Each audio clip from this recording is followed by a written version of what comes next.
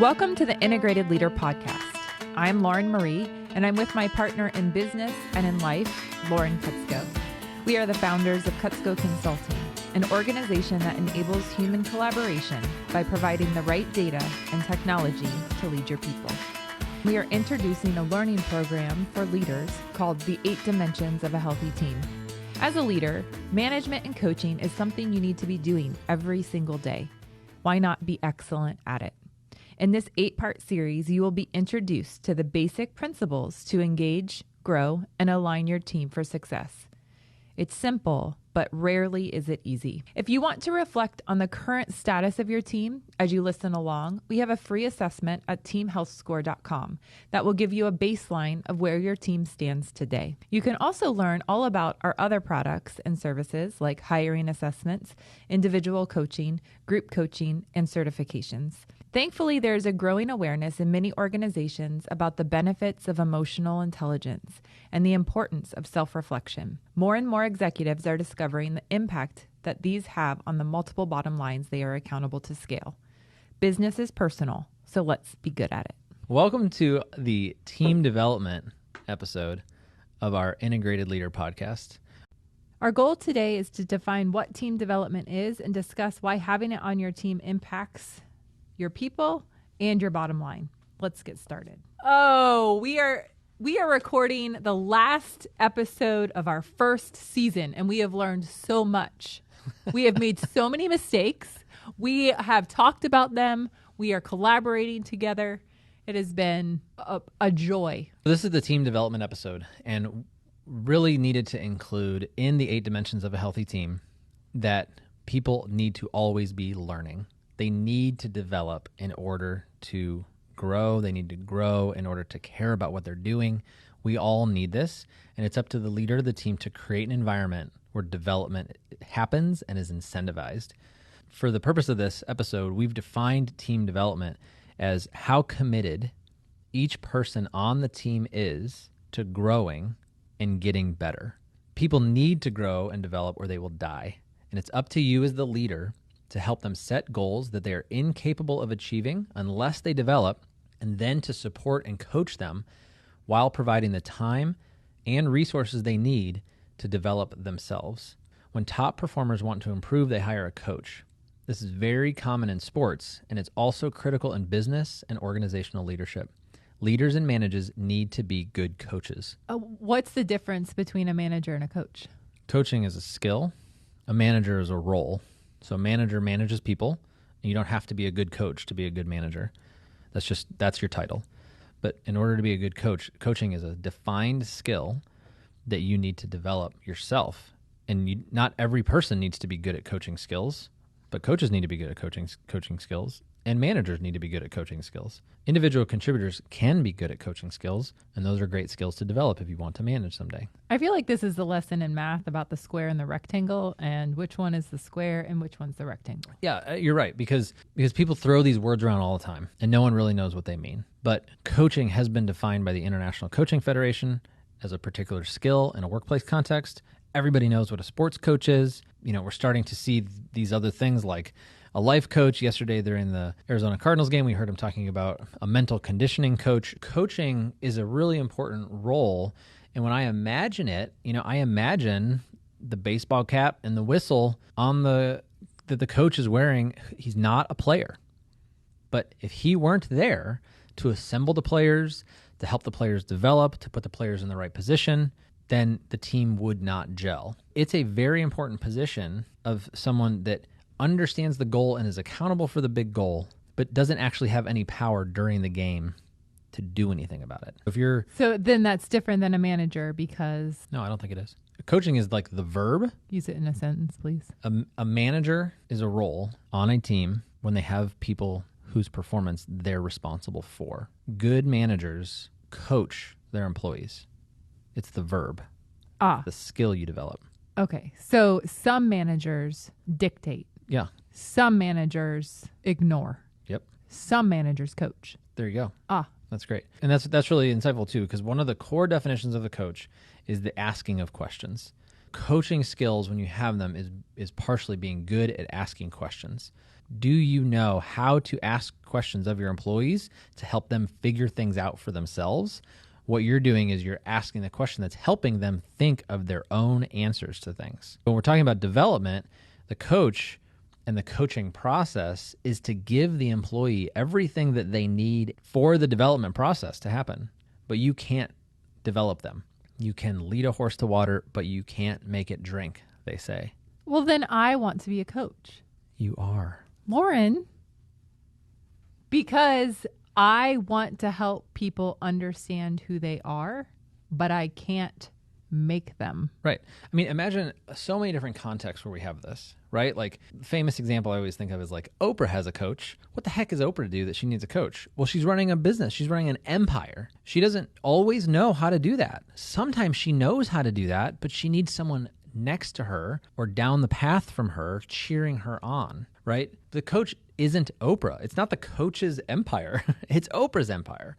But Oprah still needs a coach, right? That's a funny example with like a celebrity who's, got I like that, a writing career and an acting career and a talk show and a magazine and all these things, right? Well, think about our good friend Brandon, who one day decided he wanted to be an Ironman triathlete. He hires a coach. I actually might be able to download the steps off the internet of how to train for the Ironman. I probably could go do this with a bunch of random people that also are trying to train, but I'm going to hire a coach, and that coach, they're not going to run the race. It's not their time. They're not going to get the time. I'm going to get the time. I'm the runner, swimmer, and biker, but I need a coach to challenge me and push me when I don't want to go anymore and to help me tone it down and rest when I want to keep going, but I shouldn't, and who probably has other people that they've coached to do this in the past. And so they have this breadth of experience, but they actually might not even be as fast as me. I may be a better athlete. They may be a former athlete who got hurt. But it has a lot to do with experience and knowledge, but the skills that a coach has are around coaching, and the skills that the person being coached has can be different skills. Just because the coach can coach doesn't mean the coach can do. In a lot of cases, it means they have done, but they're no longer doing. It reminds me of my kids when they are like, yeah, my coach can't even run. They're asking me to run a mile. They can't even run a mile. And it's a super common thing that kids say about their sports coaches and that employees say about their managers. And it's actually a cultural norm that needs to be fought against to some degree, because there is this mentality that at work, your worth is your productivity. And it's difficult to define productivity in coaching. Right. But it's actually okay for managers to only manage. They don't need to spend time delivering tasks. If they have 10 employees and those 10 employees are as productive as they'll ever be because of how good their manager is at coaching them, then they're going to be far better off as a team with the manager not having any task responsibility. The task responsibility is keeping the complexity organized. Yeah, and incentivizing people and rearranging people in the org chart and giving people goals and redefining the goals and having quarterly objectives and key results and reviewing those and changing the goals and updating, right? Like, as we are talking about coaching, I just want to give a little shout out to Cliff Kingsbury, the head coach of the Arizona Cardinals that is now 7-0, and what he's doing with the talent on his team. Why? What do you mean by that? Because he has got really great individual contributors, like the best, the most prima donna people in the whole world, highest paid, big egos, right? big talent, and he is synthesizing that. He is getting everyone on the same page and pushing them towards this mission while utilizing each of their strengths and adapting to each of the teams that they're coming up against and changing course. It does feel pretty impressive after our 7th straight win in the 2021-22 NFL season. Right. I mean, he is doing something incredible, especially in the development of Kyler Murray over the past 3 years. Yeah. For all of our out-of-town listeners. Sorry. That's a great example. I feel like people out of town have heard of the Arizona Cardinals. They have this year. The other thing that Kingsbury has done is that he has come in, and with the help of other people on the team, like managers, is that they have developed something. It wasn't this way 3 years ago. They're working hard to increase their performance and to get better and better each year. And so some people let go of the team, some people get brought on the team, and that change is constantly happening. I think a lot of managers think it needs to be awesome right now. And that's why I brought you here, is to be awesome. Well, JJ Watt's awesome, but without the coach synthesizing things, he's never going to be integrated into the team play. Totally. And no, it's a great example of being able to somewhat zoom out a little bit and get the perspective of, we're going to try to win the Super Bowl 4 years from now. Right. It doesn't have to be this season. This is a rebuilding year. We use sports a lot when we talk about the seasonality of work, and a coach that has a finite number of seasons, when they get to build a team and they come in and certain players are there and they add players and remove players and trade players and they are building the team, everybody knows what the goal is. You don't bring a championship home eventually, you're not going to stay here. The goal is very clear, but it doesn't have to be right away, like you said. And if you're leading a team, if you've just become a leader of a new team, you might need to be able to understand all the assets and liabilities on your team and start the work of moving them around in the organization and hiring new people and letting people off the team, so that 5 years from now is when you're going to win. The other image I got when you said you have a limited amount of seasons to play as a coach is, this is going to take me a minute to explain. If you want to be a great farmer, you can grow a crop 30 times at most. You have a finite amount of seasons to be the best potato farmer you can be. And each year you should be knowing more about your soil and your seed stock and the weather and controlling the controllables the best you can, so that when you are 28 years in, you have some of the best potatoes that Iowa could possibly grow. Because, and I feel like you do that by understanding what's at play. And I guess it made sense to me because our job at Cutco Consulting is to help you understand what's at play in your team. We help you understand what your soil's like, what the seed's like. Like, we have objective data to help you analyze, so that if you're in your third year managing and you want to be the best manager, coach you can 28 years from now, we have tools to help you understand. Yeah, absolutely. No, there's great metaphors there. We're the trainers and the doctors on the sidelines of the football team, but we're not the players and we're not the coach. Just to bring us back to the development, what we're doing here is, how do you do this as the leader? And you will create a plan to develop each person on your team. That's what we're going to equip you to how to do in this episode and the accompanying chapter of the book and workbook. One of the things that we want to do is kind of break from the mold of employee development being something that happens like once in a while. So lots of teams do annual performance evaluations, and that basically amounts to their entire employee development plan. Is once a year, we're going to sit down, we're going to talk about how development is going, probably talk about whether or not you're going to get a financial raise and change your compensation, talk about how your goals went for the past year, and talk about maybe what your goals are for the coming year. That's just frankly not enough. People are showing up every day to go to work. This is the thing that they're going to do the most of anything else that they do in their entire life. And they desperately want to get better at it. Even when they don't know that they do, they must. And creating an environment where growth is part of it is the topic of this conversation. We want that to be continuous. We want people similar to a football scoreboard, and the statisticians and the reports that come in the news the next day after a football game. We want the employees to know exactly how they're doing all the time, and for them to not be doing as good as they could be. You don't want to give people goals that they can hit all the time. You want them to feel like they need to stretch. Whatever job it is that you're managing, you need to turn into scorecards that can be passed or failed, won or lost, and that you can improve in.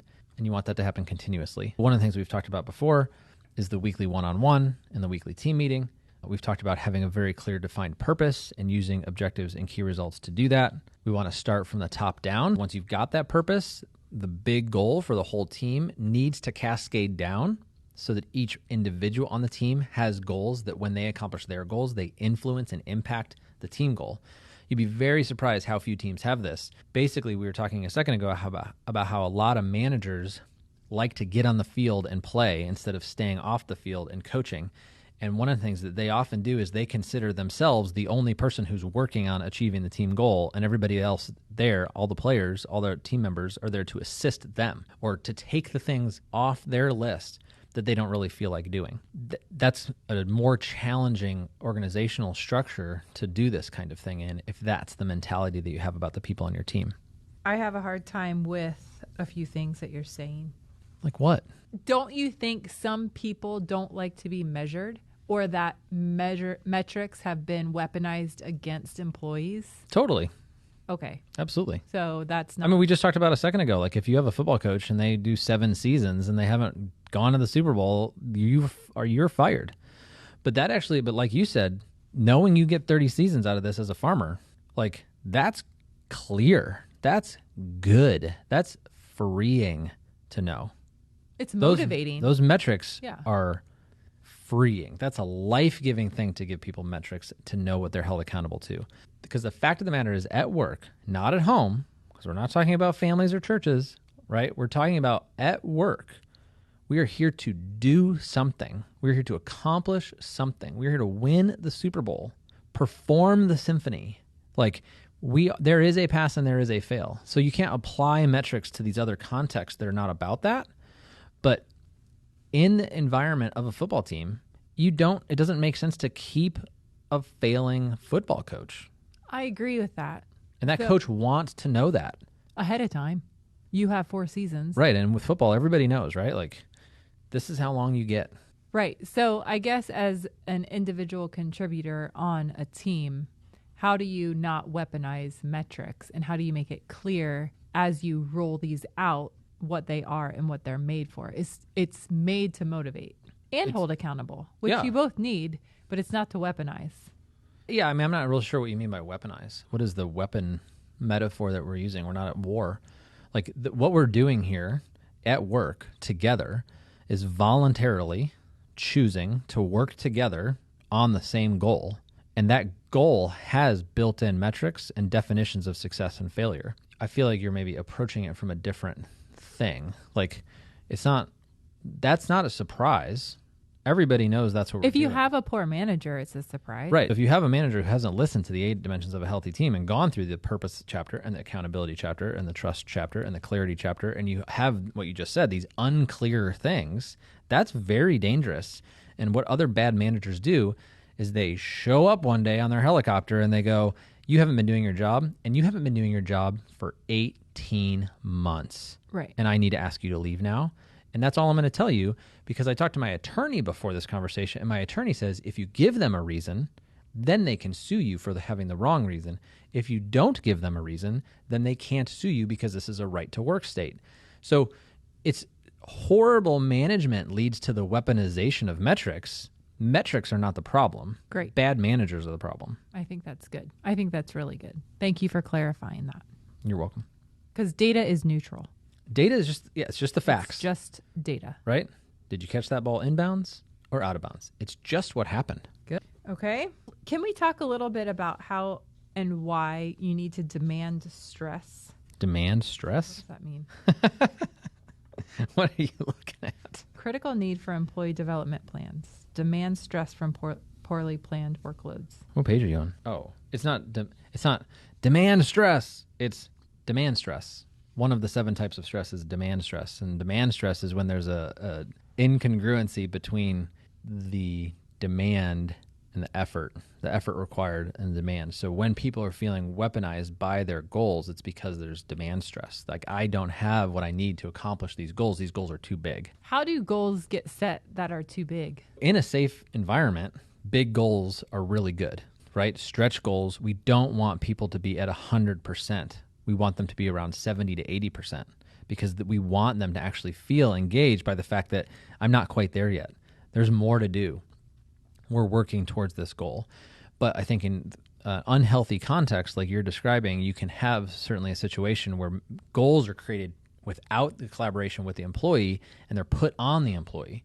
And they're put on the employee in a way that they're never going to be able to achieve them, because if they look at their psychometric assessment results, they'll know, oh, you don't have what it takes to do this. Some of those things being things that you can grow in, but you still don't have them, then it's my job as the manager to give you those things. And that's what we're talking about in this development episode. Let's talk about that process for a second. What is the process for developing somebody? We follow the Manager Tools coaching model, which has 4 simple steps. Step 1, collaborate with your employee to set a goal. Step 2, collaborate to brainstorm the resources necessary to grow. Step 3, collaborate to create a plan to grow. And step 4, the direct report acts and reports on the plan. And this is in the Manager Tools podcasts on coaching, and this is in the Effective Manager book by Mark Horstman. You're really breaking down the steps of an expectation to where I start. I'm like, just do it. I don't do a good job of that at all. I jump. Because I know what to do, and I want you to just know what to do. And I don't take the time to sit and drag on about all the things that we need to do. It just feels... Interesting. So can you just do that for me? Tell me more about that sensation, because I have a feeling a lot of managers that aren't doing this are feeling a similar sensation to the one that you just mentioned.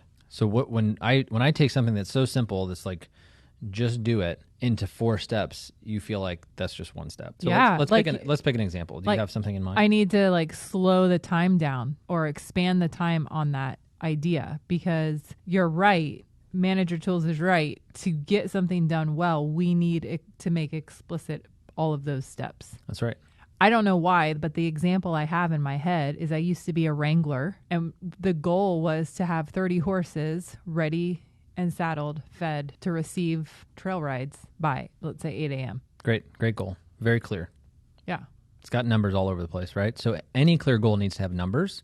Your goal had a very specific when number of 8 a.m., and it had a very specific number of horses at 30, and you guys knew through your training what ready meant.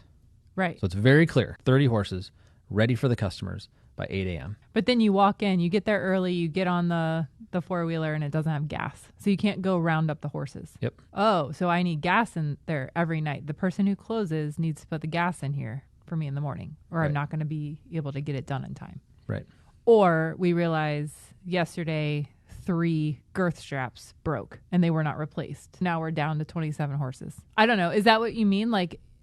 So I think in a development context, I think what you're highlighting is, in order to have a development conversation, we have to set a goal. There has to be we have to be able to see that we're not achieving something. And that goal has to be specific and measurable and attainable and realistic and time-bound, right? It's got to be a SMART goal. And when you have that goal, many things can get accomplished. So what you're describing is there could be numerous business process changes that need to be made, right? It could be that we need to start making sure we fill the gas tank in the four-wheeler the night before, and that's a business process. That's a different goal potentially. But the first step is to just have that clarified, and it's written down and everybody can see it. And you are saying that you had that.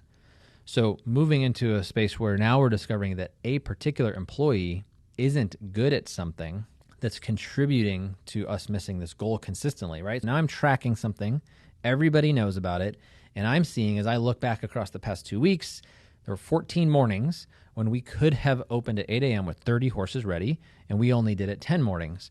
And we don't want to be at 10 out of 14. We want to be at least 12 out of 14. That's our goal, right? Then I start looking into why. Well, is it about the gas tank? Is it about the girth straps? Is it about Lauren Marie's ability to round them up, right? Is it an ability issue? Because it could be highlighting this problem in all kinds of different areas, but when you determine that it's an employee ability issue, and I need you to come tell me what the example is, but what's something that contributed to that each of the wranglers could get better at? They could saddle the horses faster. Okay, right. So the speed of doing one of the tasks could be something that you can improve through practice. Right. Right? Once you've identified this, and I'm now talking to my employee, I'm saying, Lauren Marie, we're at 10 out of 14. We really want to be at 12 out of 14. The other employees, as we're talking about this, are saying that we think it's about how fast you're doing this task that you're responsible for. I need you to get faster. Now we're even breaking it down to a specific task. Collaborating with the employee to say, okay, I want to be able to do one of these things in under 10 seconds. Now we've together come up with the goal. I didn't come up with the goal on my own and give it to you. We worked together to collaborate on the goal. I think, though, some of the thing that happens to me when I get the whole goal of have 30 horses ready by 8 a.m. and I come in and the gas tank isn't full, I assume that's my fault that I didn't get there early enough to have the gas in there. Well, that can come out in the conversation. Then maybe as you're talking about it with the team, you're brainstorming and you're going, oh, it's not a buckling time issue. It's the night before issue. It's not. It's showing up earlier issue. You work right. As together. a manager, as a coach, you want to get at those types of questions instead of if you have employees that are automatically going to assume it was their fault. Because that's what I would have done. Yeah, but I mean, assuming it's your fault as an employee on a team is better than than like shifting the blame to somebody else. I guess that's not a bad answer. If you come to the conclusion as an employee yourself that you need to get better at something and you take it upon yourself to get better at that, I mean, that's really good. I think what we're trying to do is talk with the leaders and say, do you have clear goals in the first place? If not, go back to the purpose chapter and set really clear goals. Does everybody on the team know them? If not, go back to the episode on clarity and cascade the goals throughout the organization. Now we're talking about development. You've already got these goals clear. You're working together. The team has a safe environment where they're talking about weaknesses. The issue is now, can we get it from 10 to 12 out of 14? Right. Now we're brainstorming on what's the goal, what resources are available to do this, and we're doing this in a collaborative environment. Right, in a non-anxious way. Right. Cowboys can be anxious. I bet. The 4 steps in the manager tools coaching model are: step 1, collaborate to set a goal. Step 2, collaborate to brainstorm resources. Step 3, collaborate to create a plan. Step 4 is the first one that doesn't have the word collaborate to start it, is the direct report acts and reports on the plan. A big part of what they're trying to say is that it's not just up to the employee to be good at things. It's not just up to the manager to dictate the goals and then tell people that they're failing. Although that would be a great step compared to a lot of the managers we work with who don't even know what the goals are or tell their employees anything. They just hide, don't have one-on-ones, and then wish that employees would just do their jobs. So collaborate. Let's set the goal together. Let's brainstorm the resources to achieve the goal together. Let's create a plan together. But then I'm the manager. It's not my job to do the plan. I cannot grow your ability to buckle the buckles things. What's it called? Fasten the girth strap? Fasten the girth strap. I don't even know if that's right. I can't do that for you. If that's taking you 20 seconds and we all set a standard together that it's 5 seconds, I can't, as the manager, come in early, stay late, practice doing it 100 times in a row with a stopwatch. The stopwatch is the resource. Coming in early and staying late are the resources. The plan is to practice this 100 times a day for 100 days until you're better at it. We can brainstorm all of those things together, but actually doing it is up to the employee. I think I often feel in the work environment that it is not collaborate the goal. The goal is given. And then there's no plan to accomplish the goal. They're just I'm expected to just do it. Yeah, I think that is extremely common. And I'll do whatever it takes to get it done to the best of my ability and then fail when and then what do you they do? Didn't provide the hay to feed the horses. Right. And that's well, guys. And that's step 2, right? We have to assume, we're going into this assuming that there's resources that you need in order to develop. And one of the major resources is time. Is there time in my work schedule for me to develop? Managers have complete authority to give time. They can also pay, they can incentivize, they can, in a lot of cases, employers are paying for higher degrees of higher education. In order to learn this thing that you want to develop, you have Arizona State University, send us the bill. We'll pay and we'll give you the time to go to school because it's so important to us for you to be developing. There's time resources, there's money resources, and then there's resources. So the stopwatch costs a little bit of time, right? It costs a little bit of money. There's even just, other resources like books and support groups and communities of practice and educational sessions. So there's just all kinds of resources. Some employees that you talk to might be like, oh, well, now that we have both collaborated to discern that this is a goal, I just need a half hour a week and I learn through podcasts or reading blog posts, or can I have $25 to get a book from Amazon, right? So sometimes you find out Now that I've brainstormed a goal with you and the employee feels like this is okay to talk about a goal that I'm not hitting that we want to hit someday, now let's collaborate on the resources. It's actually not going to take that much time or money. We just hadn't gone through step one yet. Right. It's a $25 book. It's a half hour a week on the clock to read it. Or this is so important, I want you to take as much time as you need to read this book this week. Your coworkers, Sally and Jennifer and Tony and Mitch, will take the tasks off of your plate this week because we're all in this together and you need to grow, and we're going to give you the week just to read. So we've collaborated on the goal. We've collaborated to brainstorm those resources, and then we've collaborated to create that plan that I just mentioned. Your coworkers are going to take the tasks off your plate. You're going to put your head down and focus on following this plan this week, absorbing these resources. Yeah, that's good. And I think for our low C listeners, they're probably experiencing the same thing. Like, what do you mean you don't know what to do? I know what to do. Figure it out. Just do it. Right. But it is true that people don't understand. And have you set aside enough time and created an environment of safety where they will tell you it's okay to ask questions? You don't understand your job? You don't know what your goals are? Great. Now we know. Let's talk about it. We have 30 minutes together every week. We'll figure this out in no time. Yeah, that's good. What's next? I guess the last thing we want to say in this episode is just that we've talked a lot in all 8 of these episodes about doing weekly one-on-ones with your direct reports for 30 minutes. And we have, in our model, which also comes from the Manager Tools one-on-one agenda, it's a 30-minute one-on-one. The first 10 minutes, they're set by the employee. The second 10 minutes are set by the manager. And the third 10 minutes are for development. So there is a set place in the agenda of every weekly one-on-one. Most one-on-ones will actually take more like 15 minutes for the employee's agenda and 15 minutes for the manager's agenda. And that last 10 minutes of development time will get pushed out. But we really want you to take responsibility as the leader of your team to make sure it doesn't get pushed out every single time. Make sure that at least once a month, as part of your continuous development plan with all of your employees, you're talking about the future with your employees. So you're having a weekly one-on-one, and at least once a month, you're reserving the last third of that meeting to talk about their development and growth with them. That's how you make development a continuous process on your team. Add in quarterly OKR reviews, and now you've got a whole system that's adjusting every 13 weeks instead of maybe once a year we'll remember we need to do this. You mentioned earlier in this podcast that we are a little bit like the doctors or the trainers as our role as consultants and coaches. And if you think of the doctor, it's someone you don't really want to see. I don't really want to see my doctor.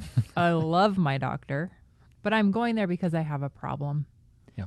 And before I go to the doctor, I'm always asking myself, am I getting enough sleep? Am I drinking water? Am I eating food that's good for me? Am I moving my body? Am I stressed out about something? And I go through a little bit of a checklist before I call to make the appointment. And it's almost as if you, as you were talking, there are a few things you can do as a manager to help you stay healthy as a manager before you call us. Listening to this podcast is one of them, but are you having 30-minute one-on-ones each week with your direct reports? Are you having weekly team meetings? And are you making the implicit explicit for your employees and taking the time to talk to them?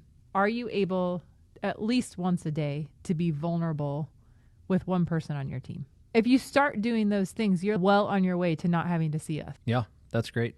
I mean, I do like to think of us as not only the emergency room doctor with the painkillers, because we are that, definitely, but we do also like to play a wellness coach sort of role to then have you look towards the future. And I think there is a lot in our medical system that is about responding to problems and fixing broken things. And so we do those things. But there are definitely practices that you can put into place right now as a leader to begin to grow a healthy team, the same way that you have things in your schedule as a physical body that you need to do to stay healthy and maintain health and pursue wellness. We do want to do a lot of preventative care, and we have tools and resources available to help you succeed. The personal trainer and the physical therapist and the emergency room, all at cutscoconsulting.com. We have created an entire quiz that only takes a couple minutes at teamhealthscore.com so that you can self-assess the health of your team today. We wanted you to just quickly be able to evaluate, how's it going? How am I doing as a leader? How's the culture of my team? It's self-reported, so you can get a quick read and then schedule some time with us to go through the results so that you can get an understanding of what you, as the leader of your team, need to grow your team in. And that's at teamhealthscore.com. It's an incredible tool that you've developed. Thanks. You're welcome. We like solving problems. Thanks so much for being with us today. We have enjoyed having you with us so much for all 8 of these episodes in the 8 dimensions of a healthy team. If you have made it this far in the podcast, how can we support you? What have you learned? Thanks for listening to the Integrated Leader Podcast. My name's Lauren. This is Lauren Marie, and it is a pleasure to partner with you on this journey towards team health. Goodbye. Thank you for joining us today. We are thrilled to have you here. It's important to remember that as with all learning, just having the information does not automatically lead to transformation. We can give you all of the analytics and methodologies, but team transformation will not happen without you incorporating new behaviors into your leadership practice. Listening to a podcast without beginning to practice better management is a lot like learning about exercise without moving your body. Starting anything new will feel awkward and funny at times. This is normal and doesn't mean you should stop. Discomfort is a sign that it is working and that your brain is getting stronger. Stick with it. Commit to trying our methods for 8 weeks to 6 months and then observe and see what's next. See you next time on the Integrated Leader Podcast.